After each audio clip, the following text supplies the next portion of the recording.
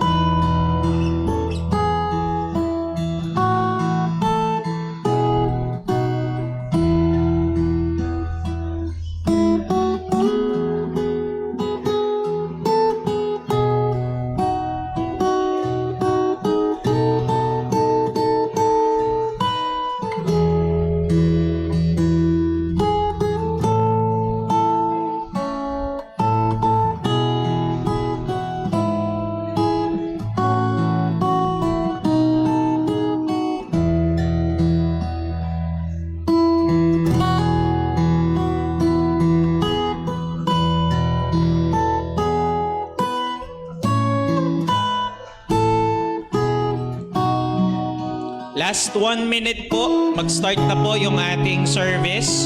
Make sure po na kapag nag-umpisa na po yung ating service ay i-minimize na po yung pakikipag-usap at kung maaari ay set po sa silent or mute yung inyong mga cellphones para hindi po tayo makadistract sa ating service. Maraming po salamat.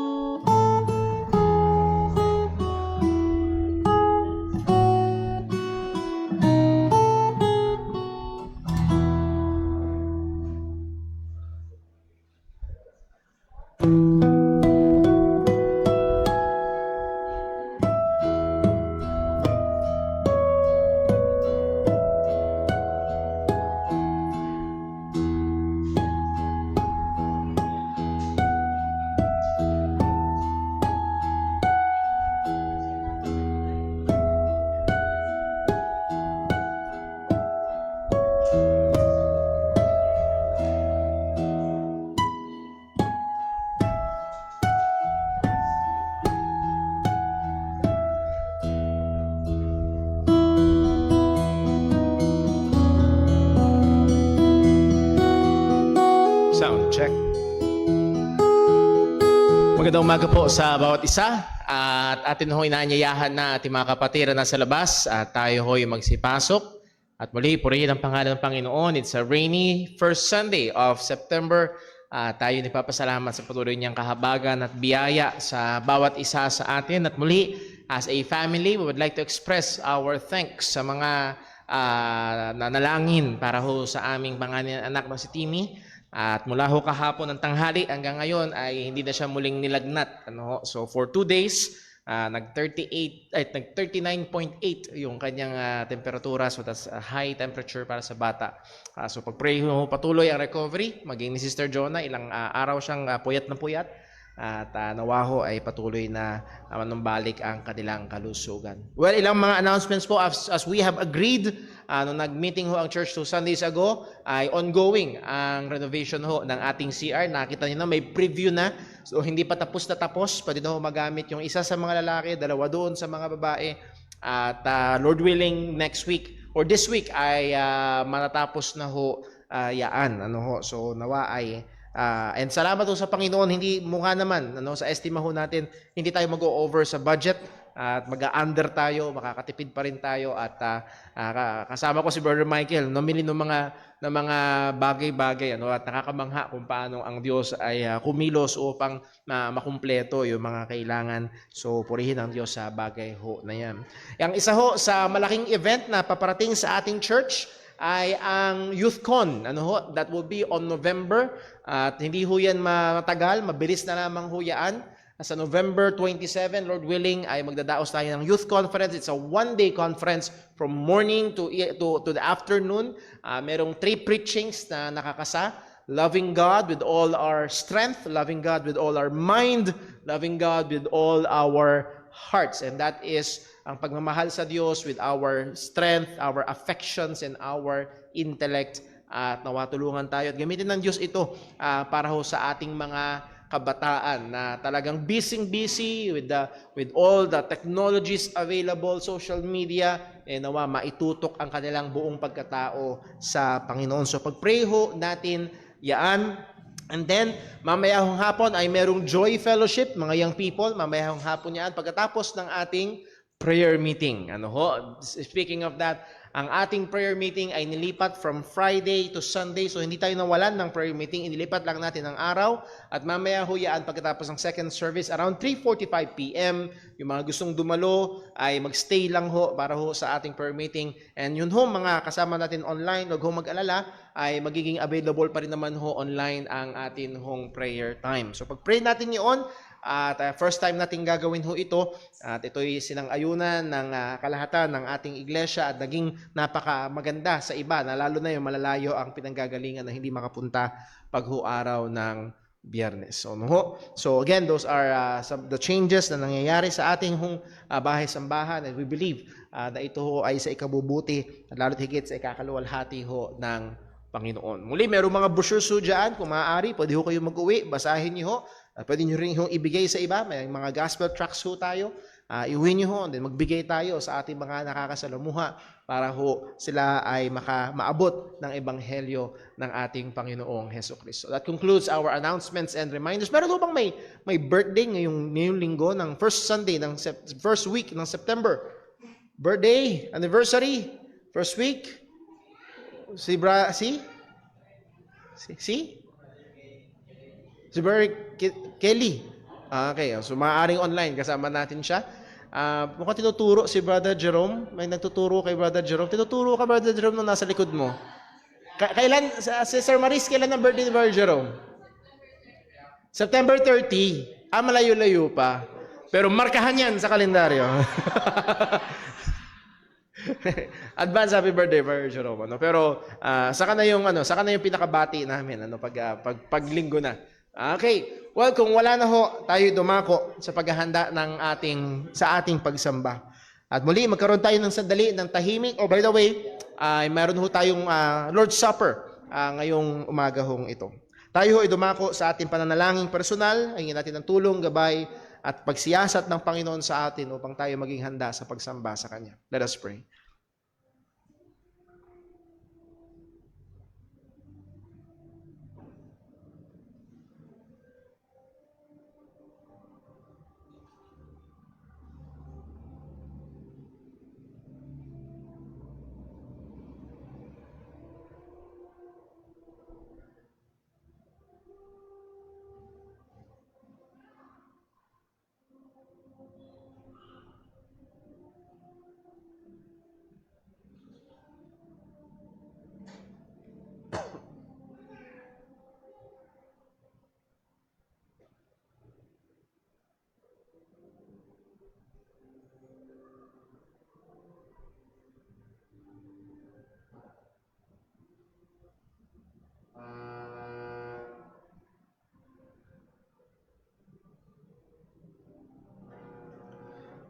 Manalangin po tayo. O aming Amang Diyos, dakila, banal, mahabagin at mapagmahal. Tunay marapat at mabuting bagay ang magbigay pasalamat sa iyo. Napakabuti mo, Panginoon. Hindi namin kayang bilangin ang iyong mga biyaya. Hindi namin kayang sukatin, Panginoon, ang iyong mga kahabagan na sumagana sa amin, lalo na sa pamagitan ng iyong bugtong na anak, ang aming Panginoong Hesus, na iyong pinagkaloob upang maging pampalubag loob para sa aming mga kasalanan. Salamat, O Diyos, sa dakilang kaligtasan, na nalalaman namin na kami na mga anak kay Kristo Jesus ay wala ng anumang hatol. At Lord, sa katotohanan ito, tulungan mo kami, Panginoon. Tulungan mo kaming lumakad. Tulungan mo kaming mamuhay ng sang-ayon sa pananampalataya na aming pinapakilala. At Lord, dalangin ko po ngayong oras na ito na aming pagsamba, tulungan mo rin kami. O Diyos, tunay, madali ang aming atensyon ay mahatak sa ibang mga bagay. Anawa, tunay na ikaw nga ang aming mabigyan ng kapurihan, na sa aming pag-aawitan, pananalangin, pagbabasa ng iyong salita, pagkakaloob, O Diyos, maging sa pangangaral ng iyong salita, Panginoon, sa lahat ng ito, maluwalhati ka nawa. Patuloy nawang mapalakas, mapabanal ang iyong mga mananampalataya. At sa iyong kahabagan, Panginoon, patuloy ka magligtas ng mga wala pa kay Kristo Jesus. Ama, meron kami mga kapatiran na may mga karamdaman. Alam mo po ang mga pangangailangan ng bawat isa, Panginoon. Lord, tumitingin kami para sa pagsusupply mo ng aming mga pangangailangan.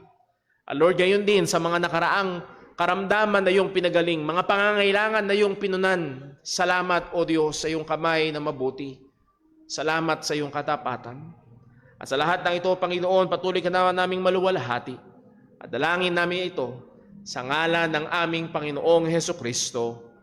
Amen. Tayo po tayong lahat at tayo po'y umawit sa Panginoon.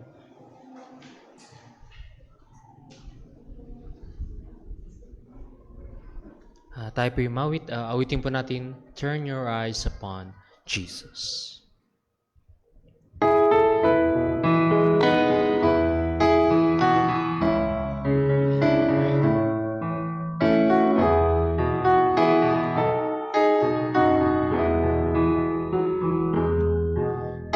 Soul, are you weary and troubled? No light in the darkness you see. There's a light for a look at the Savior, and life more abundant and free. Turn your eyes upon Jesus. Look full in His wonderful face, and the things of earth will grow strangely dim in the light of His glory and grace. True that into life everlasting, we pass and we follow Him there. Over us sin no more dominion, for more than conquerors we are. Turn your eyes upon Jesus.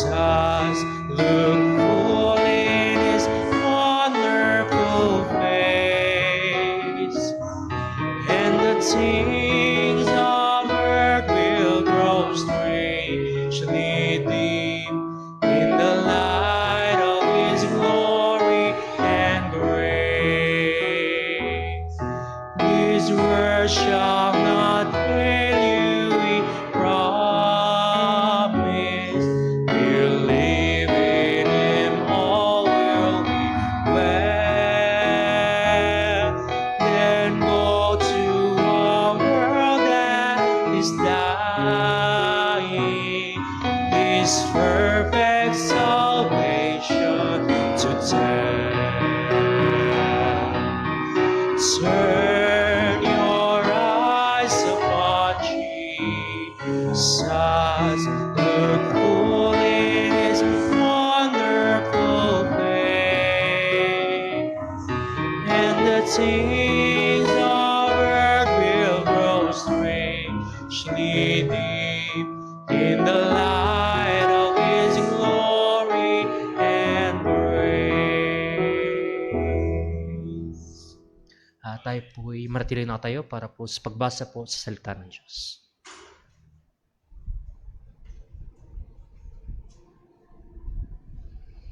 Magandang umaga po mga kapatid. Sumatin nawa ang kapayapaan ng Panginoon para po sa pagbasa ng kanyang mga banal na salita.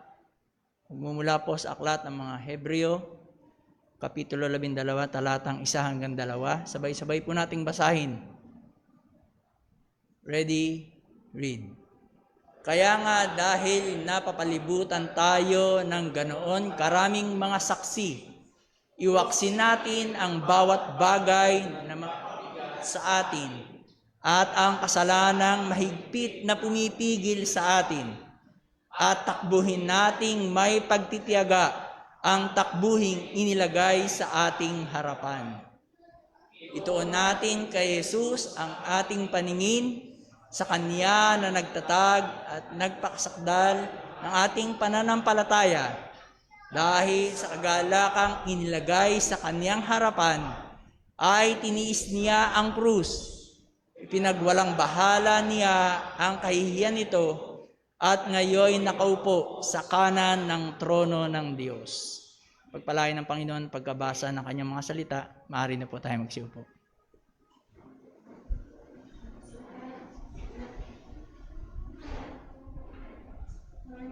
Tayo po'y tumawad sa Panginoon. Awitin po natin As the Deer.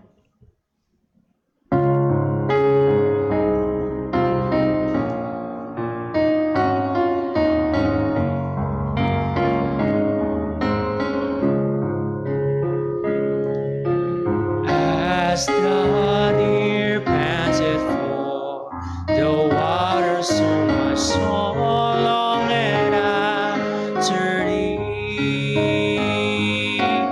You alone are my heart's desire, and I long to worship thee. You alone are my strength, my shield. To you alone may my spirit yield. You alone are my heart's desire, and I long to worship thee. You're my friend and you are my brother, even though you are the king. I love you more than any other, so much more than anything. You alone are my strength, my shield. To you alone may my spirit yield.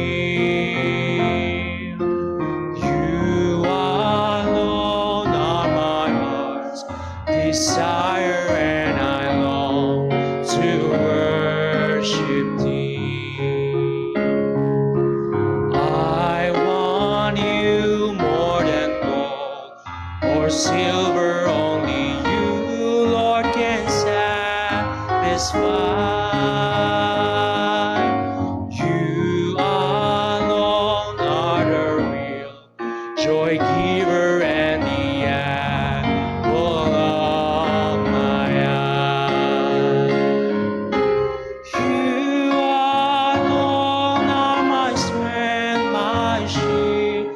To you alone may my spirit yield. You alone are my heart's desire, and I long to worship thee. Tayo po'y magsing lahat para po sa ating pagkakalo.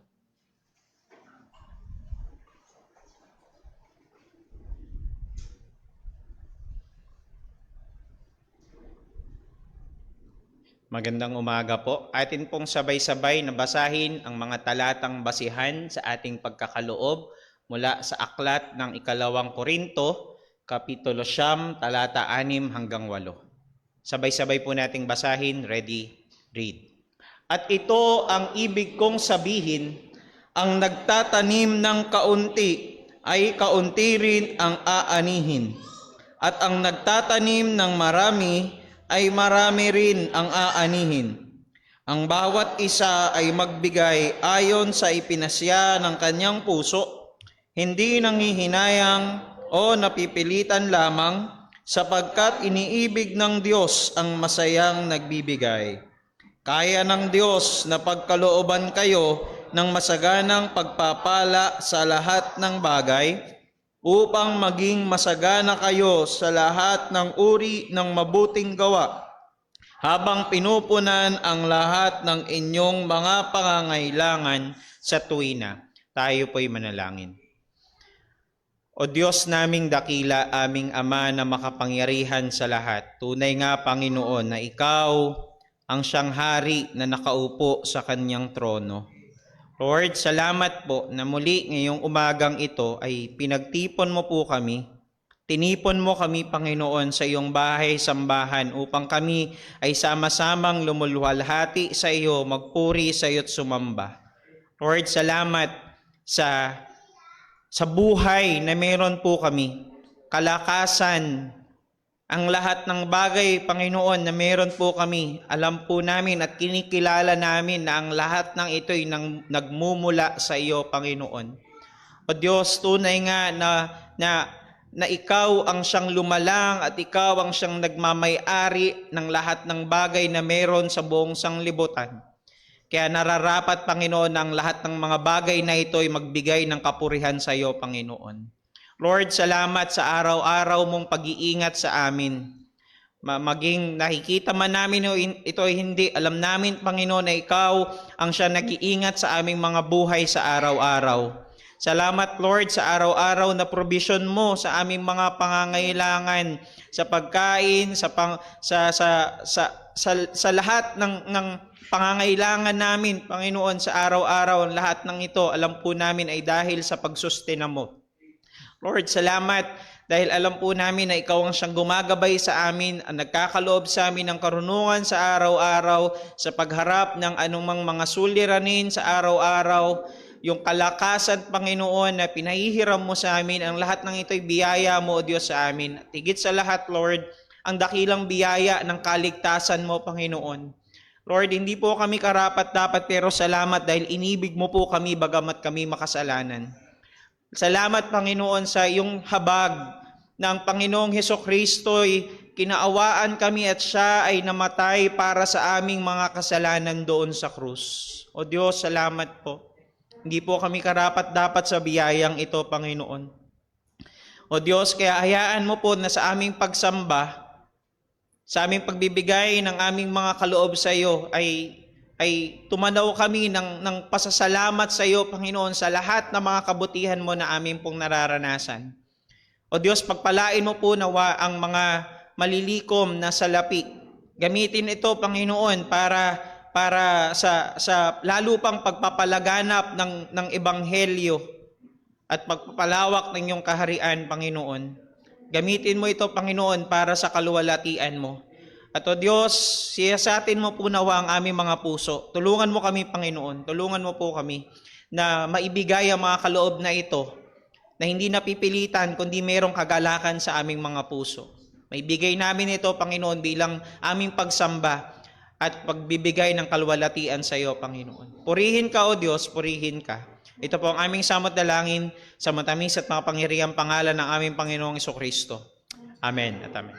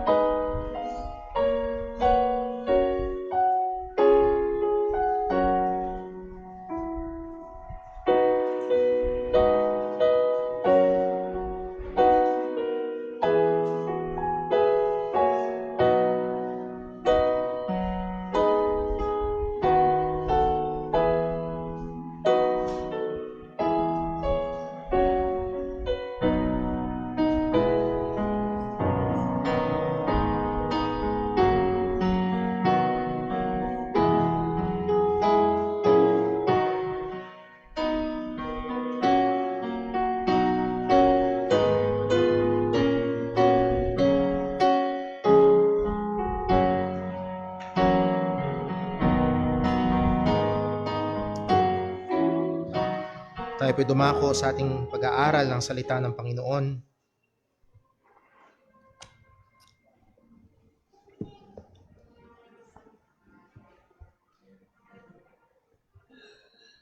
Well, isa ho siguro sa mga sports na hindi ganong kasikat sa ating bansa ay ang larangan ng pagkakarera. Ang basketball ay sikat, ang football ay hindi masyado, ang baseball hindi rin masyado, ang golf madalang, pero pagdating sa karera ay hindi rin masyadong given ang mga Pilipino. Pero merong isang lalo pang karera na talagang madalang at maaaring hindi natin alam kung wala pang Pilipino ang sumasali, na ang tawag dito ay ang Vindy Globe. Siguro ang pwede nating ipangsabak ay sila Brother Jerome, sapagkat ang Vindy Globe with the very word is an around the world race. Ito ay karera, unahan na makaikot sa circumference ng mundo. It's a solo, non-stop, without assistance sailboat race.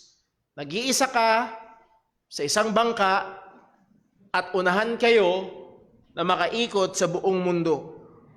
Kulang-kulang 45,000 kilometers. At ang record holder nito na nagamit noong 2016-17 na naikot niya ang buong mundo sa loob ng 74 days and 3 hours. Yun ang record holder. Kakaibang karera ang Vindy Globe. Well, kaya ako sinabi ho yan sapagkat 3 Sundays ago, we considered about enduring. For the last 3 Sundays, we considered about enduring suffering for the gospel. At isa sa madalas na ginagamit na larawan bilang sa isang mananampalataya o sa buhay ng Kristiyano ay walang iba kung hindi ang larawan ng isang sundalo. As Paul said kay Timothy sa 2 Timothy chapter 2 verse 3, "Thou therefore endure hardness as a good soldier of Jesus Christ." So larawan ng isang sundalo. Pero ngayong umaga ito titingnan natin, by the grace of God, ang isa pang imahe o larawan na madalas ginagamit upang bigyan ng diin ng ilang mga katotohanan patungkol sa buhay Kristiyano, walang iba kundi ang larawan ng isang atleta, particularly ang larawan ng isang mananakbo. At hindi ito mabilis na takbuhin, hindi ito 200 meters, hindi ito 10 kilometers, hindi ito 45 kilometers, at hindi ito aabutin ng 74 days kagaya ng Vindy Globe. Maaaring meron ho dito aabutin ng 74 years. Dahil ang karerang Kristiyano ay buong buhay. Mula nang tayo ay manampalataya kay Kristo. At buhat sa ating binasa sa Hebrews chapter 12 verse 1 and 2, and I know this is a familiar text sa marami. Nevertheless, nais kong ihatid ang mensaheng ito para sa atin. Believers can look to the faithful examples of brethren and ultimately to Christ to persevere in the race of the Christian life. Ang mga mananampalataya ay maaaring tumingin sa mga tapat na halimbawa ng mga kapatiran at lalo na, ultimately and supremely, maaari at dapat tumingin kay Kristo upang magpatuloy sa takbuhin ng buhay Kristiyano. Tayo humunay manalangin at hingin natin ang tulong ng Panginoon. O aming Amang Diyos, muli, kailangan namin ng pagkain ng aming mga kaluluwa. Hindi lamang sa tinapay na bubuhay ang tao, kundi sa bawat salita na lumalabas sa iyong bibig at Panginoon, kailangan namin. Kailangan namin. O Panginoon, paalalahanan mo kami. Lord, gamitin mo ang iyong salita upang liwanag na mag-expose ng mga lugar sa aming buhay na maaaring wala sa iyong kalooban. At gayon din, gamitin mo ang iyong salita na magbigay lakas at patuloy na magbigay ng kakayahan upang magpursigi sa takbuhin ng pananampalataya ang iyong mga anak. At Panginoon, gamitin mo ang iyong salita upang magligtas ng mga wala pa kay Kristo Jesus. Salamat, O Diyos, na alam namin na Ikaw ay hindi malayo, kundi Ikaw ay kasama namin ngayon. Ang nawa patuloy naming maluwalhati ang iyong pangalan. Dalangin namin ito sa ngalan ng aming Panginoong Hesukristo. Amen. Well, nakaraang buwan ho ay atin hong natapos ang ating pag-aaral sa Romans chapter 8.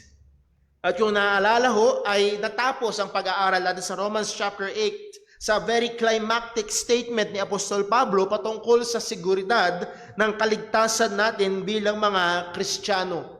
Now, maraming mga talata sa Biblia na pwede nating puntahan patungkol sa seguridad or security ng ating salvation. But I believe sa Romans chapter 8, ang matatawag nating ika nga ay Mount Everest ng ating security ng salvation.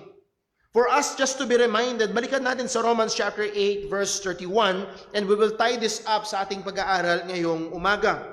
Romans chapter 8 verse number 31, ang sabi ng salita ng Diyos ay ito, "What shall we say then to these things?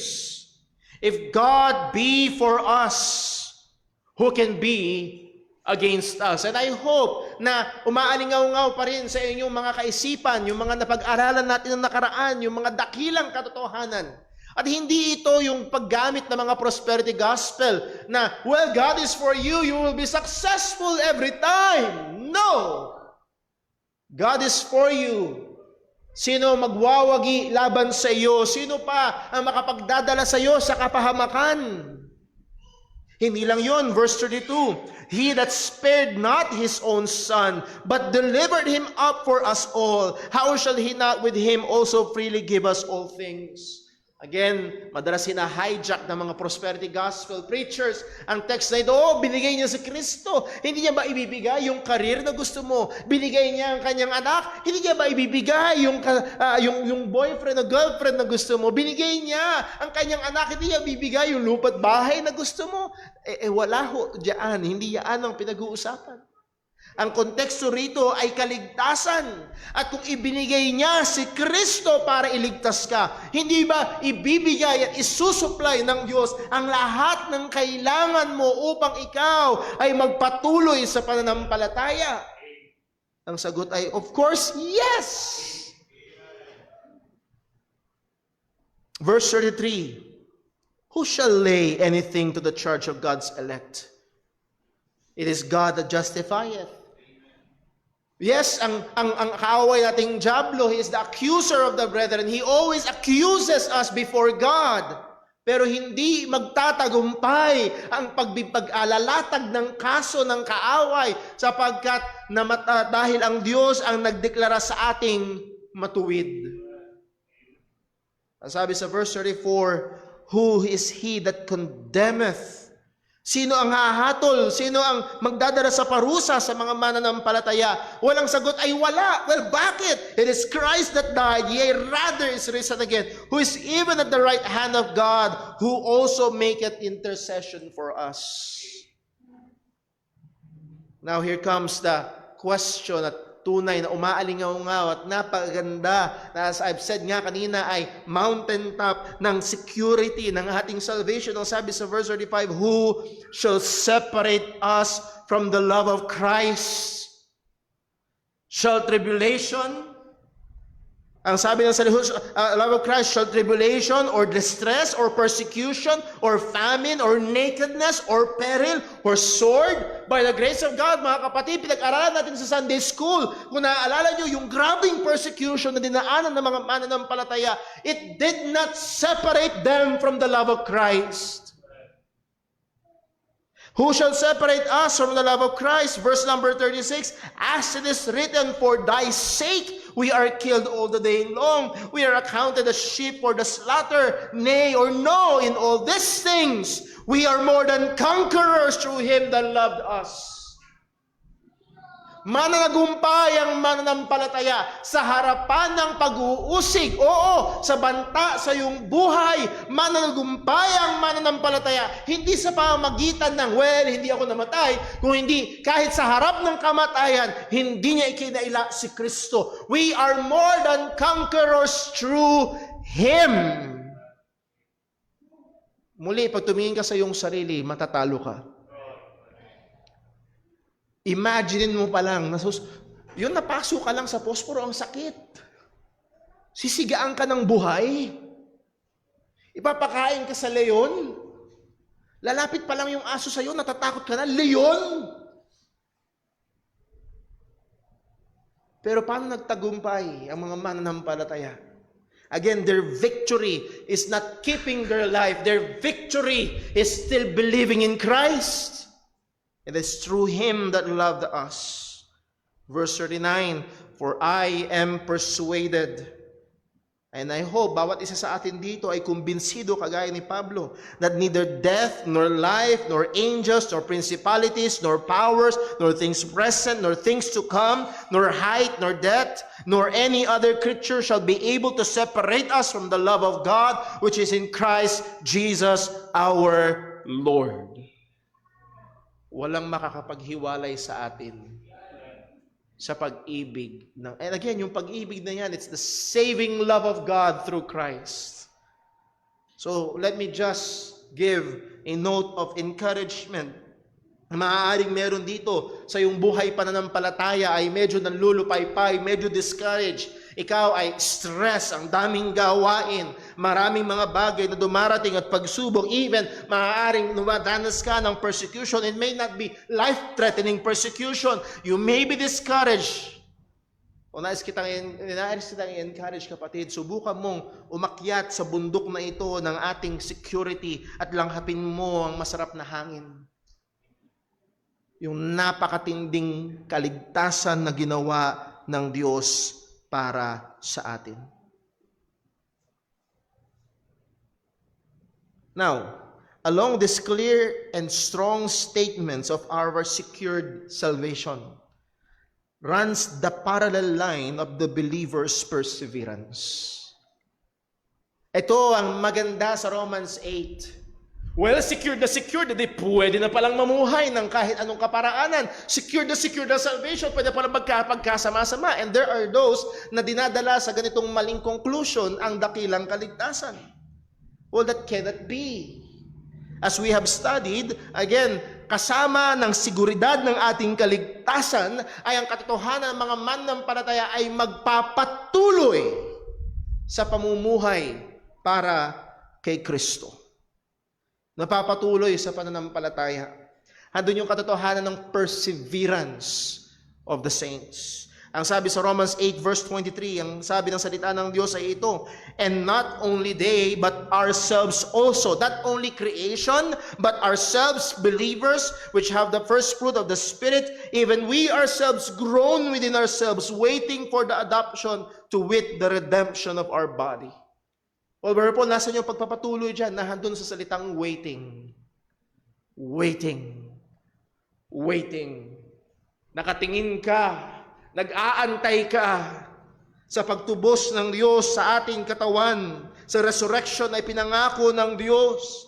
For we are saved by hope, but the hope that is seen is not hope, but for what a man seeth, why that he yet hope for? Verse 25, but if we hope for that which see not, then we do with patience wait for it.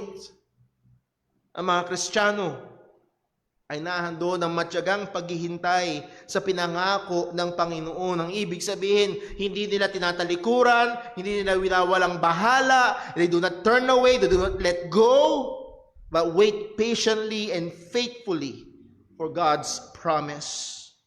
Hindi lang yun, sa verse number 12 ng Romans chapter 8, therefore, brethren, we are debtors not to the flesh to live after the flesh. But if you live after the flesh, ye shall die. But if you through the Spirit do mortify the deeds of the body, ye shall live. So narito ang isang taong ligtas, sigurado, secured ang kanyang kaligtasan. Pero nandoon din ang patuloy, sigurado ang Kristiyanong ito ay naghihintay sa Panginoon. Sigurado ang Kristiyanong ito ay nakikipaglaban sa kasalanan. So nandoon yung two parallel lines of our security and perseverance in our salvation. And let me just give a note, kapag ang isang nagpapakilalang mananampalataya ay hindi nag-persevere, it just shows na hindi siya totoong mananampalataya. Pag ang isang tao nagkiklaim na siya ay Kristiyano, Ngunit tinalikuran ng pananampalataya, ito'y isang ebidensya na hindi nawala ang kanyang pagiging Kristiyano, hindi talaga siya tunay na naging Kristiyano. Ang sabi ni John again sa 1 John chapter 2 verse 19, they went out from us but they were not of us. Sabihin ng iba, judgmental naman si John. Well, ito ang hatol ng salita ng Diyos. This is the inspired words of an apostle. They went out of us, but they were not of us. For if they had been of us, they would no doubt have continued with us. But they went out, that it might be made manifest that they were not all of us. Na-manifest lang. Nahayag lang. O nawa, wag mangyayari. Na sa mga kabataan, listen mga kabataan, mga young people, nawa huwag mangyari na dumating ang isang araw na kayo ay nag-college na o kayo ay may sarili ng trabaho at ika nga, quote-unquote, may kalayaan na in a sense. Umikita na ako ng mas malaki kaysa magulang ko. Anong church? Makikita mong yung sarili, hindi ka pala tunay na Kristiyano. Ang sabi ni Pablo sa 1 Corinthians chapter 15 verse 1. 1 Corinthians 15 verse 1. Moreover, brethren, I declare to you the gospel which I preached unto you, which also ye have received, and wherein ye stand. Yung gospel na kanilang tinanggap, na kanilang tinatayuan, by which also ye are saved. So they are saved by the gospel. And this is not a condition, but an indication. If ye keep what I preached unto you. Notice, nilaktawan ko yung word ng memory sapagkat wala yan sa Greek. Hindi porket kabisado mo ang gospel, ligtas ka na. If ye keep, or sa ESV translation, if you hold fast to that which I preached unto you. Ibig sabihin ng totoong mananampalataya ay hindi binibitawan ang ebanghelyo. Pero nagbigay ng caveat si Apostol Pablo. Unless you have believed in vain. At nakakatakot na isang araw, maaaring malaman ng isa na naririto, maybe a few years ago, they profess, they pray the prayer, but their faith was in vain sapagkat hindi sila nanatili sa ebanghelyo. Muli, ang pag-persevere ay hindi prerequisite para maligtas. Ito'y ebidensya na ikaw ay ligtas. So muli, these two parallel lines, the security of our salvation and the perseverance of the saints. Hindi pwedeng, kung walang perseverance, hindi mo makiklaim ang security. At kung ikaw ay nagpe-persevere, sigurado ikaw ay secured. We are secured but we hold fast. We are secure but we persevere. We endure as a good soldier and we run as a good, faithful runner of the Christian life dahil sa biyaya ng Panginoon. So that persevering, ang larawan na magagamit natin dito as the author of Hebrews used is that picture of running the race with patience. By the way, yun yung isa sa pinaka thesis ng book of Hebrews.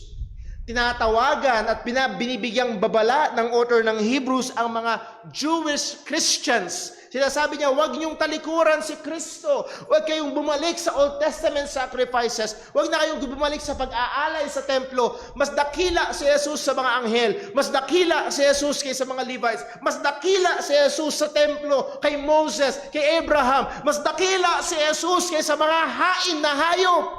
Bakit kayo tatalikod kay Kristo at babalik sa mga yan? Hold fast! Dahil pag tinalikuran nyo si Kristo, sabi ng Hebrews chapter 10, pag tinalikuran mo si Jesus, wala nang haing anuman. If you sin willfully, there's no more sacrifice remaining for sin. Para bang may sakit ka, naghihingalo ka na. Then sabi ng doktor sa'yo, ito na lang ang gamot, ito lang ang gamot, wala nang ibang gamot. Sabi mo, ayoko! Ano pa tsansa mo? Wala nang gamot na natitira. Yun lang ang pwede. So pag tinanggihan mo, bye-bye. Pag tinanggihan mo si Kristo, sigurado ang impyerno. Ang naghihintay sa iyo ay ang naglalagablab na galit ng Diyos. Kaya ang sinasabi ng author ng Hebrews, do not turn away. Persevere. Nagbigay siya ng mga halimbawa sa chapter 11 ng mga taong nagpatuloy at matinding halimbawa ng pananampalataya. At pagdating sa chapter 12, ang encouragement niya sa mga Kristiyano, run with patience. Keep on running. Persevere on running the Christian life. Huwag kang titigil, huwag kang hihinto, huwag kang tatalikod. So muli, ito ho ay hindi para sa mga nasa ministry lamang. Kung ikaw ay nagpapakilalang Kristiyano, ito ay para sa bawat isa sa atin. At ang larawan na ito ng pagtakbo o takbuhin ng buhay Kristiyano ay hindi lumalapat kung ang iyong pananaw ay ang pagiging Kristiyano ay it's a Sunday thing. Alam mo yung iba? Ang Christianity sa kanila pag araw ng linggo lang. May epekto, merong nagiging kakaiba lamang sa buhay nila at lumalabas lamang ang kanilang pagiging Kristiyano, nagmumuka, nagtutunog, nag-aamoy Kristiyano lamang sila kapag linggo. No. Run with patience the race that is set before us. 3 things ang ating titignan. At huwag ko kayo mag-alala. Isa ngayon, 2 sa susunod na Sunday. Number 1, the witnesses around us. Number 2, the preparation in us. Number 3, the inspiration before us. Number 1, the witnesses around us. Number 2, the preparation in us. Number 3, the inspiration before us. So tingnan natin ngayong umaga, the witnesses around us. Nung minsan ho ako'y nakikinig ng isang podcast ng isang NBA player, ini-interview niya ang isa pang kilalang NBA player. Hindi ko sasabihin kung sino.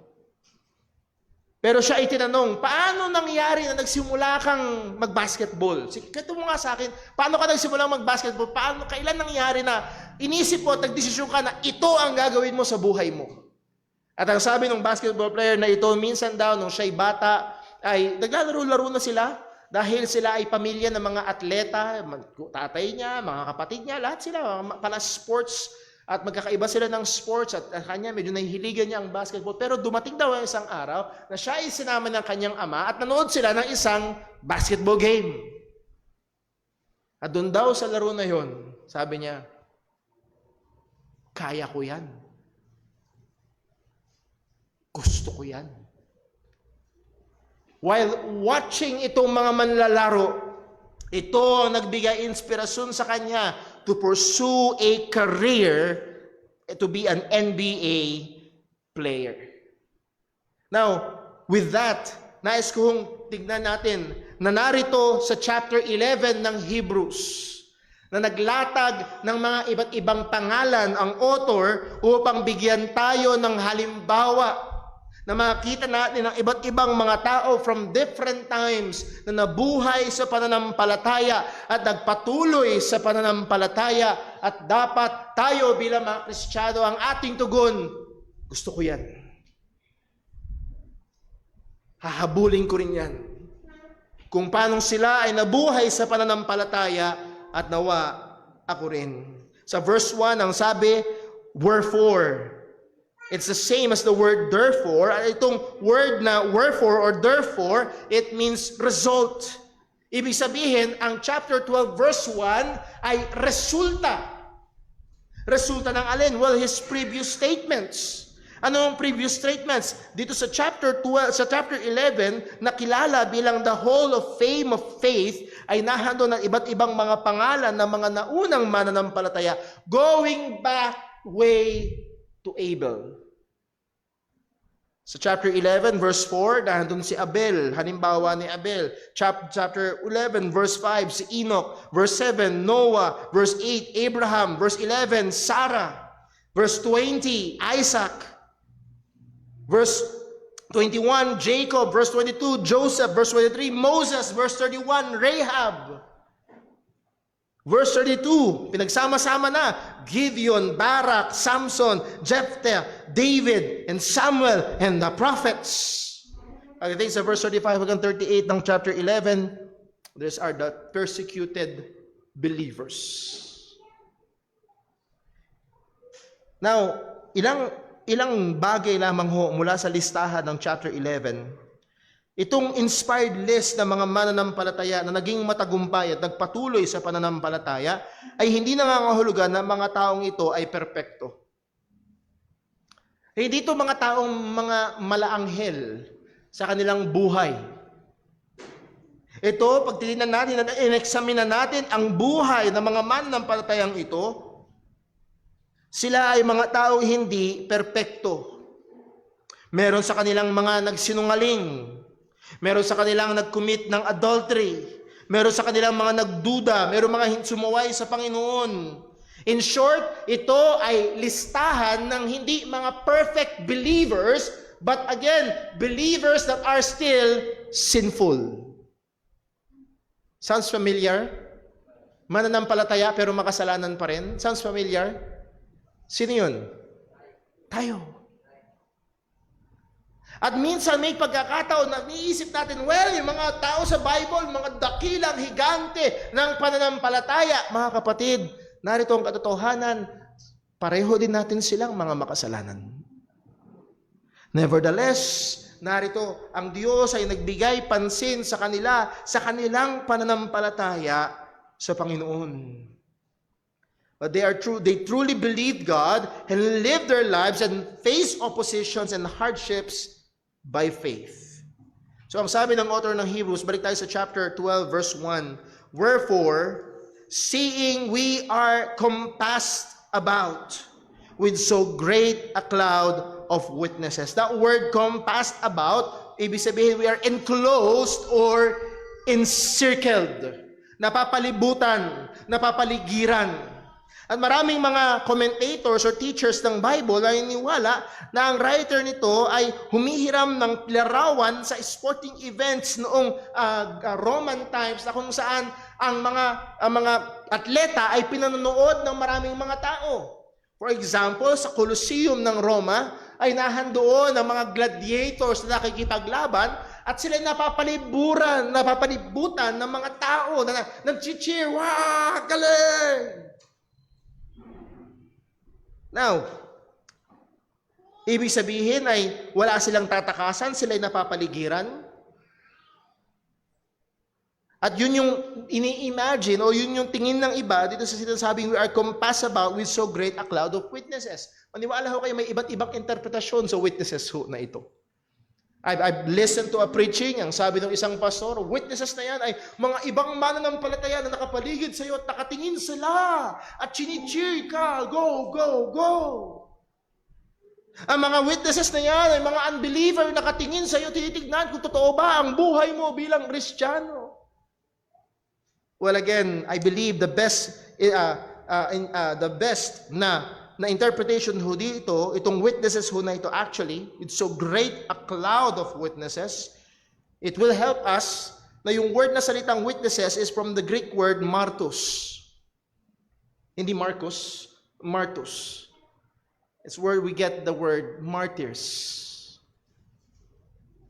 This pertains to a group, to the people enumerated sa verse number, o sa chapter 11.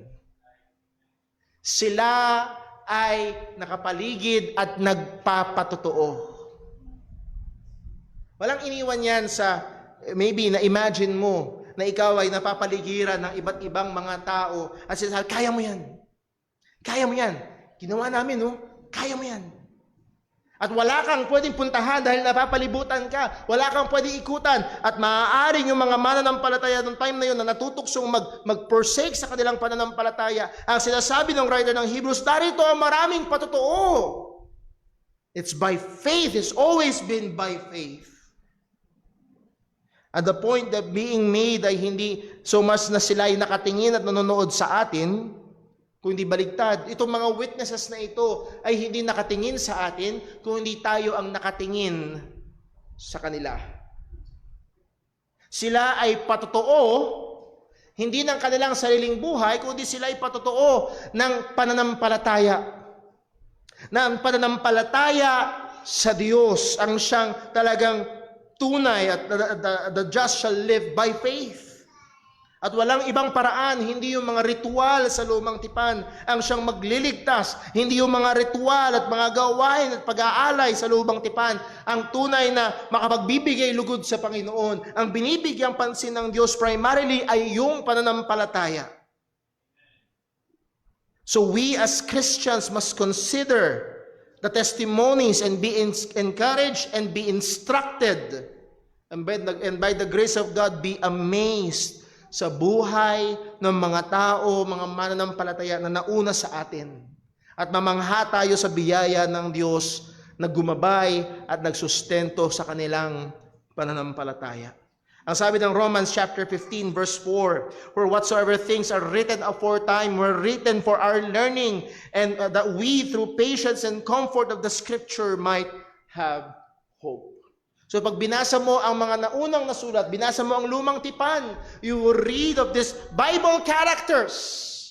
And muli, makikita natin, hindi dahil malaki ang muscle nila, hindi dahil matindi sila, kundi dahil meron silang Diyos na sinasampalatayanan.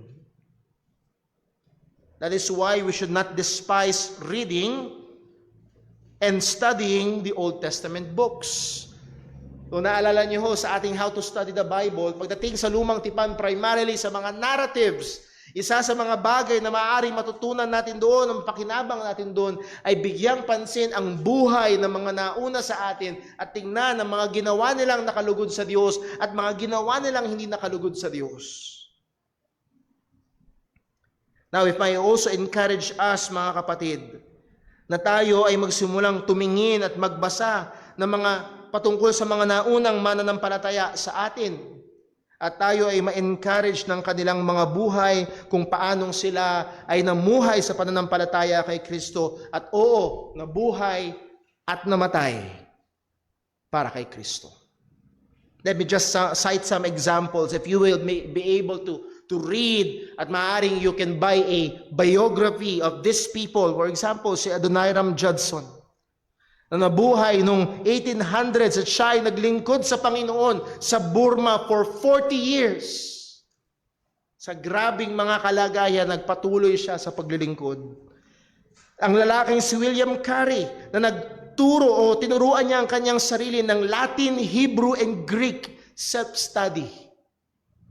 Latin, Hebrew, and Greek. Bakit?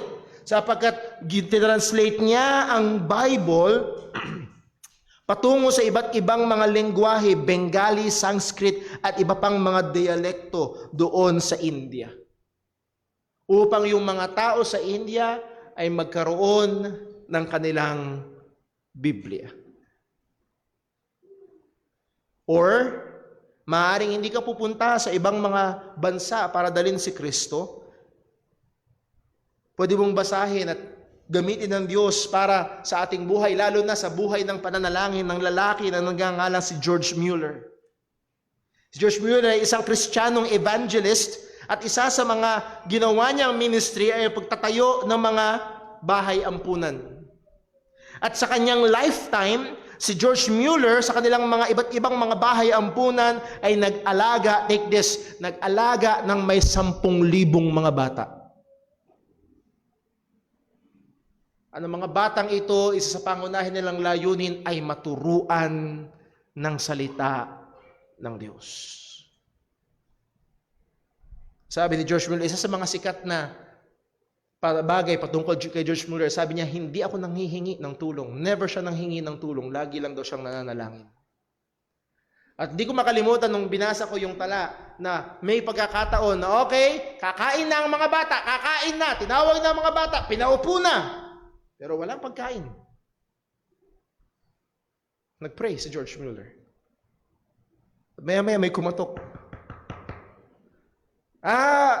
Sir George, ay baka kailangan niyo ho. Nasira kasi yung nasira kasi yung kartilya, hindi ko madadala yung mga gatas, masisira kaysa masira yung mga gatas, bibigay ko lang sa inyo.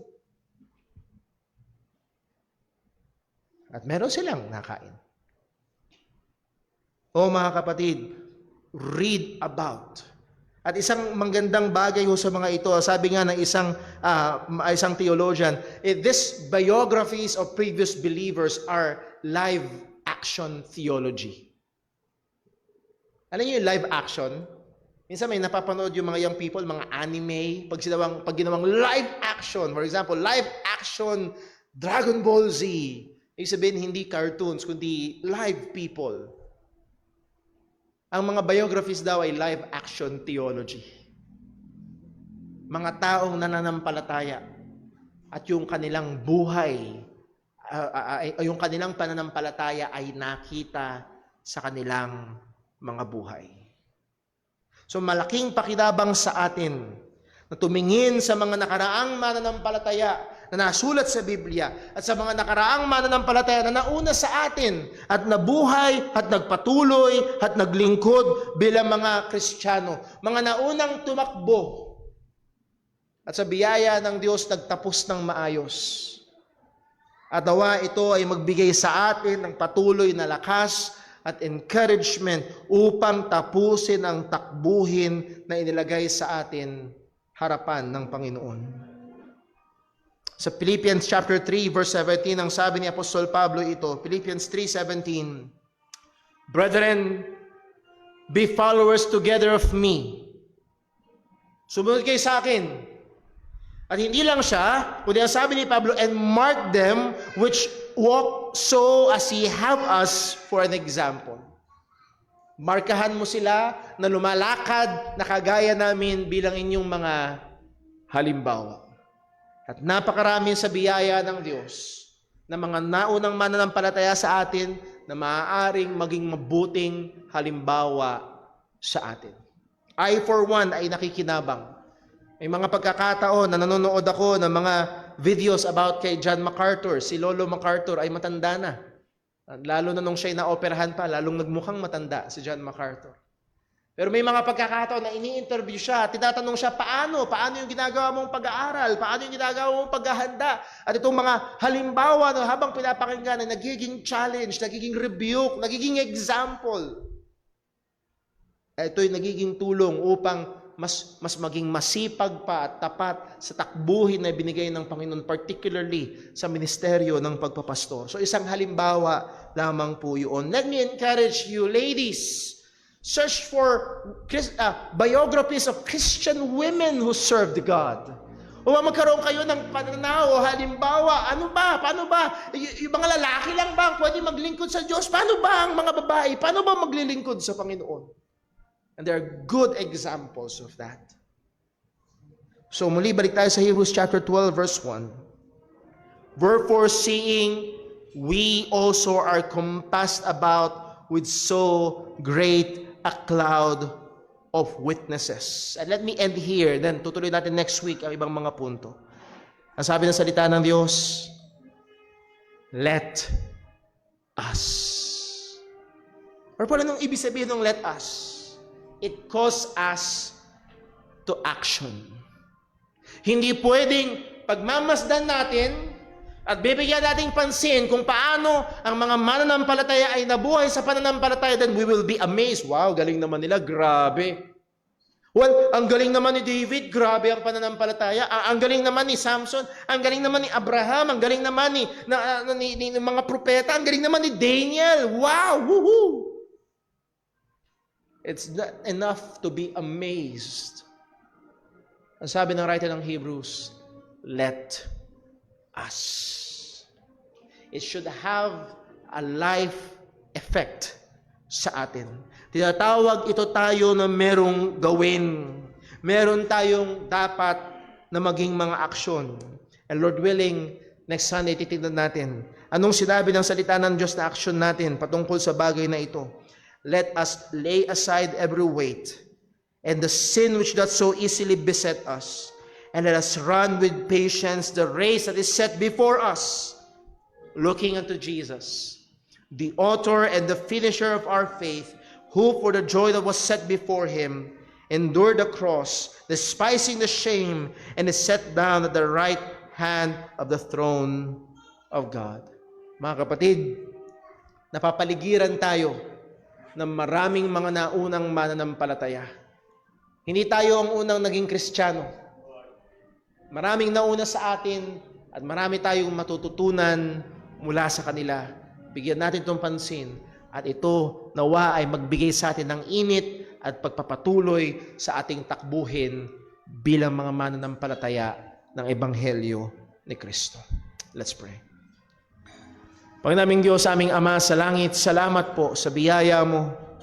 At salamat, Panginoon, sapagkat nalalaman namin kung paanong ikaw ay kumilos sa mga mananampalataya noon mula nung lumang tipan, ay patuloy kang kumikilos hanggang ngayon. Ang iyong biyaya na nag-ingat, ang iyong biyaya na nag-preserve sa kanila upang sila'y magpatuloy sa pananampalataya ay siya ring biyaya mo na available sa amin bilang mga Kristiyano. At tulungan mo nawa kami, Panginoon, na ma-encouraged. Tulungan mo nawa kami, Panginoon, Lord, gamitin mo ang mga bagay na ito upang magbigay alab sa amin upang lalo kami magpursige sa takbuhin kung saan mo kami tinawag. O Panginoon, kung kami man at kung maaaring meron man dito, O Diyos, na nalilibang na sa ibang mga bagay, masyadong nalilibang sa mga bagay sa mundo, at nakakalimutan ng tumingin sa mga bagay sa itaas, at nakakalimutan na ang takbuhin na inilagay mo sa kanyang harapan.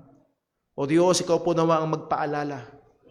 Ikaw po nawa ang patuloy na magtulak sa amin palapit sa iyo, sapagkat ito ang pinakamabuti sa amin. Salamat po, O Diyos, sa iyong salita. Ikaw po patuloy na gumabay at mag-ingat sa amin. At maging sa aming pag-oobserba ng banal na hapunan, ikaw po nawa ang gumabay at magpala. Sa ngalan ni Jesus pong aming dalangin. Amen.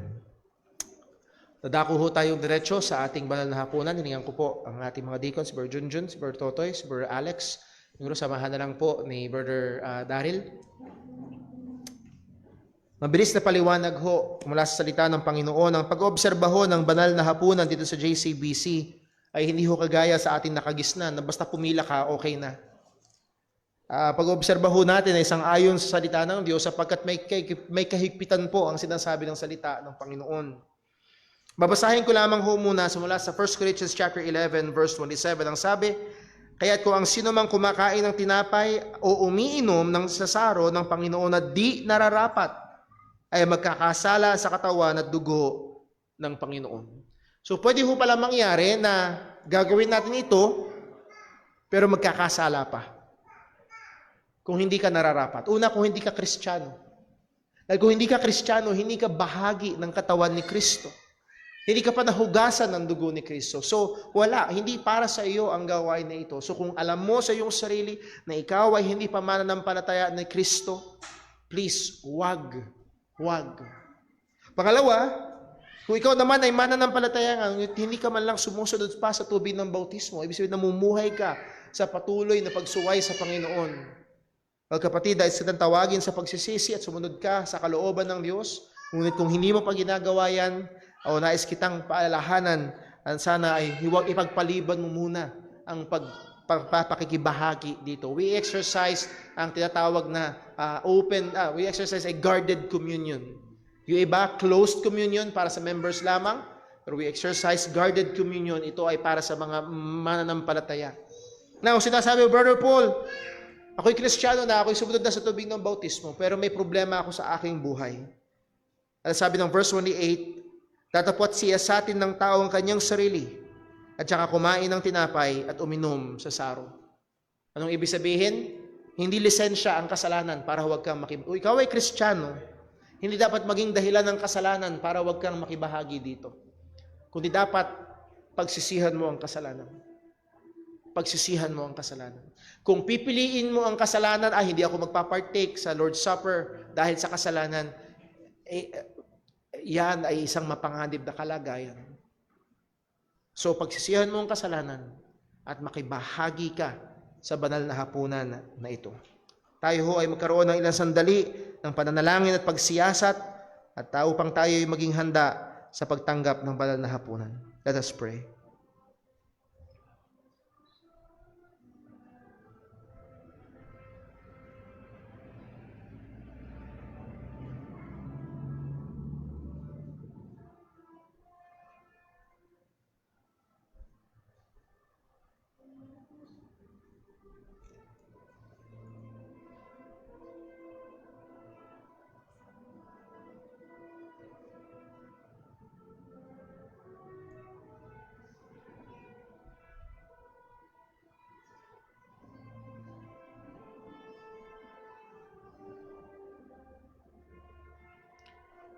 Let's pray. Panginoon naming Diyos, aming Ama sa langit, sa pagkakataon na ito na aming susundin ng iyong kalooban, na aming alalahanin ang ginawa ng aming Panginoong Hesus sa pagbibigay ng kanyang sariling buhay upang kami ay maligtas. Siya'y nabayubay sa krus ng Kalbaryo, tumigis ang kanyang dugo upang kami ay matubos. Tulungan mo nawa kami, Panginoon. Una, O Diyos, ay siyasatin mo kami sa anumang kasalanan. At kami, Panginoon, ay tumitingin kay Kristo lamang para sa aming kapatawaran. At Diyos, sa dami ng umaagaw sa aming atensyon, tulungan mo kami na tunay nga magawa namin ang sinabi ng iyong salita. Nagawin namin ito sa pag-alaala sa aming Panginoong Hesukristo. Tulungan at samahan, ingatan mo kami. Sa ngalan ni Jesus po ang aming dalangin. Amen.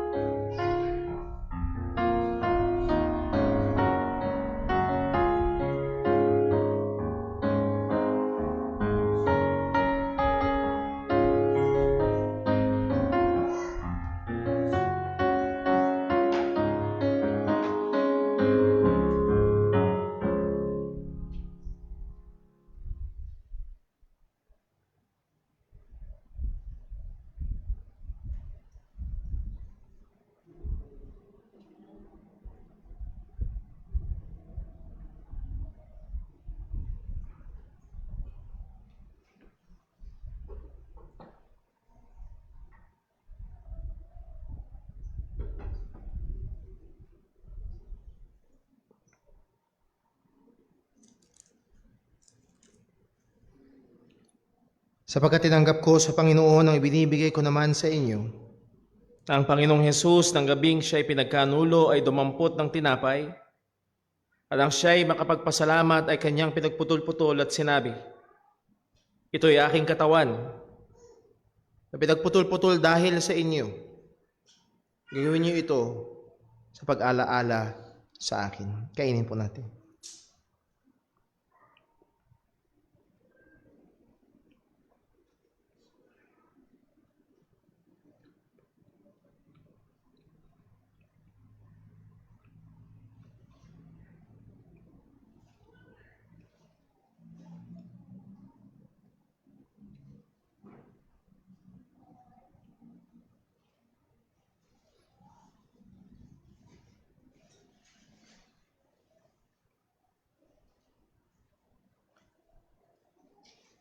At gayon naman hinawakan ng saro pagkatapos na makahapon na sinasabi, "Itong sarong ito ay siyang bagong tipan sa aking dugo.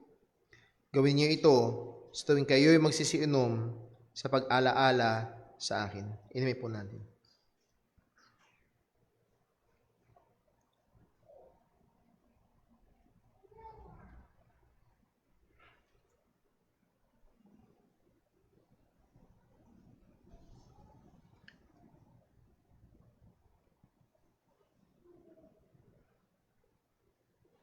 Sapagkat sa tuwing kanin ninyo ang tinapay na ito at inuman ninyo ang saro, ay inihahayag ninyo ang pagkamatay ng Panginoon hanggang sa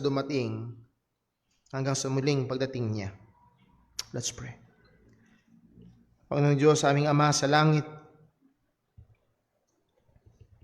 Ikaw na hindi pinagkait ang iyong sariling anak. Ibinigay mo siya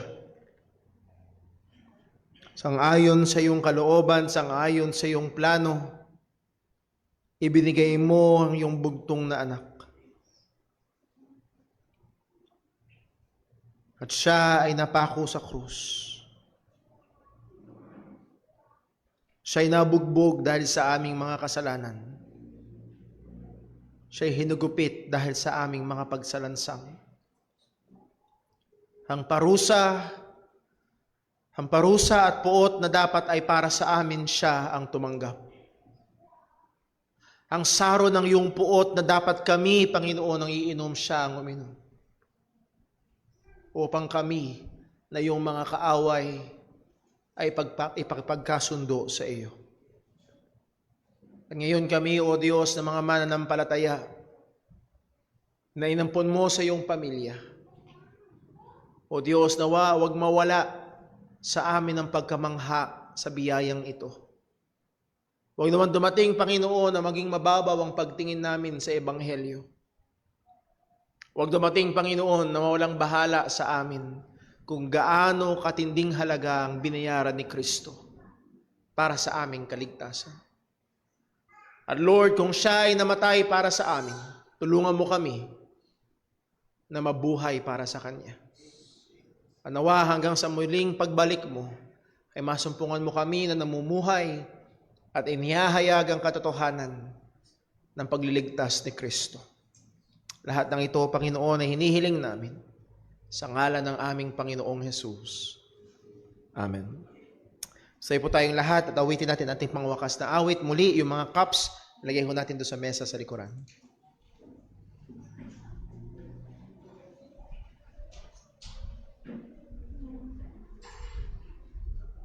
Tayo po tumawad sa Panginoon. Awitin po natin, Living for Jesus.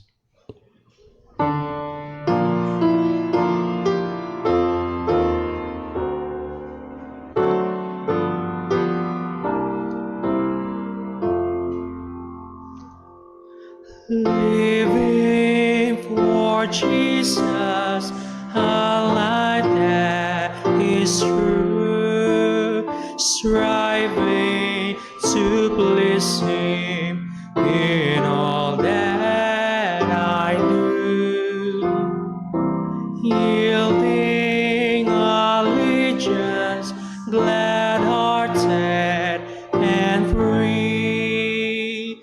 This is the pathway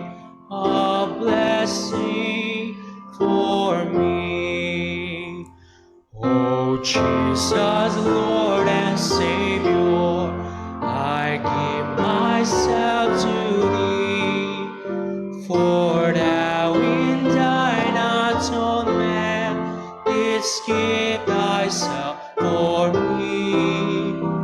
I am no other master, my heart shall be Thy throne. My life I give henceforth to live, O Christ, for Thee alone. Living for Jesus through earthly while, my dearest treasure, the light of His mind, seeking the lost ones, He died to redeem, bringing the weary to find rest in me. Oh Jesus, Lord and Savior, I give myself to Thee, for Thou in Thine atonement didst give Thyself for me. I am no other master, my heart shall be Thy throne. My life I give henceforth to Thee, O Christ, for Thee alone.